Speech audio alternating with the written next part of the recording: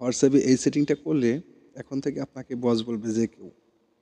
কোন সেটিংটা করলে আমাকে বস বলবে, সেটিংটা আগে শিখবো আমরা। চলুন, এই কাজটা করতে হলে আপনাদের হোয়াটসঅ্যাপ অ্যাপসে আসবেন। আসার পরে আপনারা থ্রি লাইনে আসবেন, থ্রি লাইনে আসার পরে সেটিংসে আসবেন। সেটিংসে আসার পরে এই যে দেখতে পাচ্ছেন এখানে চ্যাট, তো আপনারা চ্যাটে আসবেন। ডিফল্ট চ্যাট থিমস আপনারা এখানে ট্যাপ করবেন।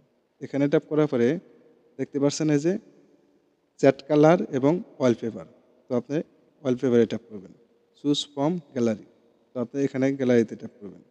এখান থেকে আপনাদের যে ছবিটা পছন্দ হয় সেই ছবিটা এখানে সিলেক্ট করে দেবেন। তো আমি এই ছবিটা সিলেক্ট করে দিলাম। দেওয়ার পরে এখন আপনি যার সাথে চ্যাটিং করবেন সেও আপনার এই ছবিটা দেখতে পারবে। তখন আপনাকে বলবে এটা কীভাবে সম্ভব, এখানে চ্যাটিংয়ে তার ওয়ালপেপার দেখা যাইতেছে। তো এইভাবে আপনি আপনার হোয়াটসঅ্যাপে এই ফটোটা চেঞ্জ করতে পারবেন। ভিডিওটি ভালো লাগলে অবশ্যই চ্যানেলটি সাবস্ক্রাইব করে রাখবেন এবং ভিডিওটি শেয়ার করবেন অপরকে দেখার জন্য। লাইক দিতে ভুলবেন না। দেখা হবে পরবর্তী যে কোনো ভিডিওতে।